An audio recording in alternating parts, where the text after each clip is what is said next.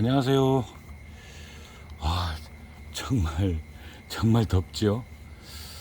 예. 이렇게 더위가 오랫동안 지속되는 경우도 제가 난초를 키우면서 과연 몇 년이나 있을까 싶을 정도로 올해는 유독이 덥습니다. 난실 온도도 그렇고 외기 온도도 그렇고 다행히 저는 어느 정도 이제 외기 온도보다는 낮춰졌는데요. 어쨌든 간에 많은 분들이 고생하시는 것 같아요. 난초를 키우시는 그 시설 하우스 또는 뭐 개인 난실 여러 형태 얘기 들어보니까 40도 넘을 때도 있습니다. 이미 넘어갔습니다. 뭐 이런 말씀들을 하시는데 그거를 잘 활용해서 온도 높아도 물론 높으면 그만큼 스트레스 더 받죠. 그걸 잘 극복을 하시는 것도 방법이고 제가 여러 번 이제 또 말씀도 드렸으니까 그렇게 활용하는 것도 괜찮을 것 같습니다. 자, 이제 저기 태풍이 뭐 8월이면 어김없이 우리 태풍 때문에 고생을 많이 하죠. 이번에 또 태풍 하나가 아주 뭐라 그럴까요? 난폭 운전을 한다고 그럴까요? 예. 뭐 좌로 갔다 우로 갔다 아주 그 도대체 그 진로 예측을 할 수 없는 그 특이한 태풍이 올라오고 있죠. 예. 태풍 제6호 카눈이라고 그래요. 카눈은 뭐 태국에서 아마 이름을 냈는가 봐요. 뭐 과일나무 일종 이름인가 봐요. 그 태풍 진로가 아주 묘하게 생겼는데 이게 발생은 7월 28일 날인가? 이게 그때 발생을 했을 겁니다. 그래서 이제 중국 쪽으로 북서 방향으로 쭉 가다가 대만을 지나서 오키나와 그 근처에서 갑자기 멈췄어요. 왜 그런가 했더니 그 티베트 쪽에서 내려온 고기압이 이제 확장하면서 이 태풍이 정체했다 급 유턴을 했습니다. 지금 이제 동쪽으로 가고 있죠. 동쪽으로 이동을 하는데 그 동쪽으로 이동하는 이유는 그 몬순 바람 때문에 그렇다랍니다. 몬순 바람은 이제 동쪽으로 분다고 그래요. 그걸 타고 또 이제 동쪽으로 가요. 그런데 갑자기 또 좌회전을 한다고 합니다. 이거 왜 그런가 했더니 북태평양 고기압이 약화됐다가 다시 또 확장을 한대요. 그래서 거기에 막히니까 급 좌회전을 한다고 합니다. 그러면 이제 그게 일본을 관통을 해서 우리나라 동해안으로 들어오더라고요. 보니까 이거 막말로 진짜 이게 난폭 운전이에요. 그런데 이게 오래 되면 될수록 바다에서 세력이 커져요. 굉장히 커졌다고 합니다. 뭐 반경이 1000km까지 얘기를 하니까 정말 심각한 거죠. 문제는 이제 우리나라 방향으로 틀었다는 거예요. 그냥 그 서쪽으로 쭉 가서 중국으로 들어갔으면 별 문제가 안 됐는데 급 유턴을 하다가 갑자기 좌회전해서 동해안으로 들어온다고 합니다. 자, 이게 이제 그 상황이 우리가 이제 문제가 되는 거겠죠. 우리나라 그러니까 우리나라 동쪽, 즉 부산서부터 울산, 포항, 강릉, 뭐 울릉도 쪽으로 이렇게 이제 각 기상청별로 전부 예측이 거의 이제 동일시 됐죠. 그러면 그쪽으로 올 확률이 70% 이상이 된다고 그래요. 그러면은 뭐 거의 확실시 되는 거죠. 그런데 또 동해안 투라서도 문제랍니다. 그 이유가 그 동해 해수 온도가 평년보다 지금 3도가 높대요. 3도가 높다는 건 한 28도, 9도 정도 된다고 그러네. 그러면 서해안보다 높다는 뜻이거든요. 굉장히 높다고 그럽니다. 자, 그래서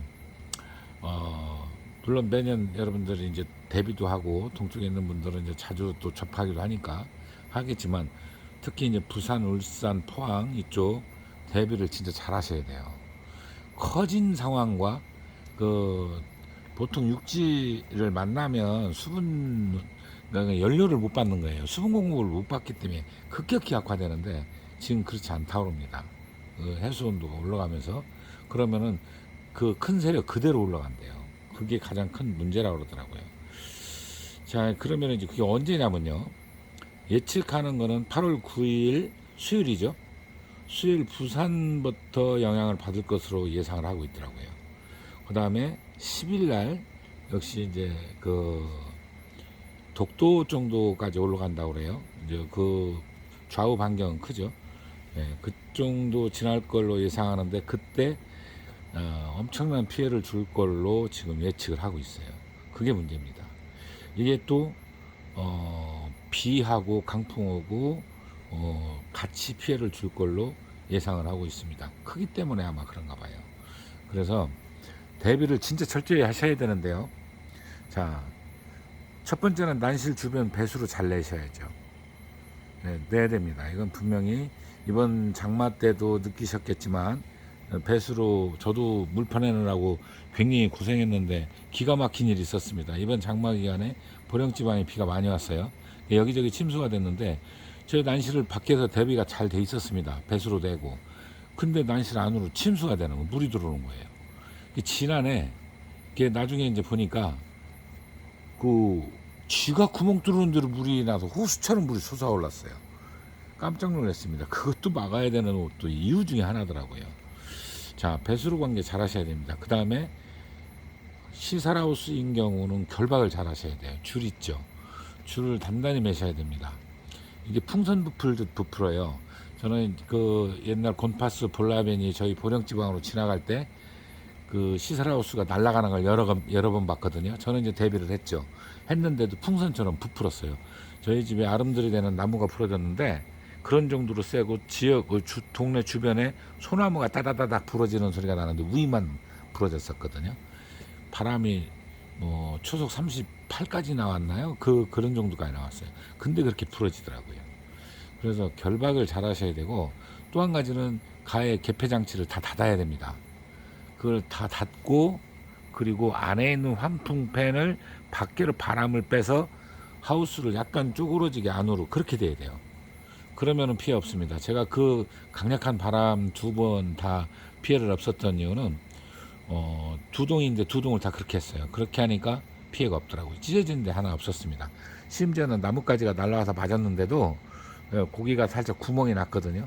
근데 쫙 찢어지질 않고 구멍이 살짝 났는데 그런 정도 갖고는 버텨지더라고요. 그래서 그런 대비를 좀 철저히 하셔야 이번 태풍 제6호 카눈이라고 되어 있어요. 카눈. 우리나라에 어쨌든 직간접적으로 영향을 주는 거는 확실시 되니까 그래서 꼭 대비를 잘 하셔서 태풍 피해 없도록 특히 남동해안이죠. 그쪽 대비를 잘 하시기 바랍니다. 충청권을 제외한, 만약에 예측대로 간다면 충청 서부 지역권을 제외한 나머지는 더 그 안에 포함은 되더라고요. 근데 국지적으로 바람이 더 센 데도 있고 약한 데도 있겠죠. 그래서 꼭 비단 거기뿐만 아니라 내륙까지도 대비를 잘 하셔야 하지 않나 이렇게 생각이 돼서, 태풍 때문에 제가 꼭 이제 말씀을 드리는데 이번에는 제가 조금 서둘러서 말씀을 드렸습니다. 앞에 난초 이쁘죠? 신화 이 난초가 산반인데 제가 가끔 기부 쪽에 색깔이 있는 산반들 잘 보시라고 하는 난초 중에 하나입니다. 꽃이 굉장히 이쁘거든요. 자, 대비 정말 잘 하셔서 큰 피해 없도록 하시기 바랍니다. 감사합니다.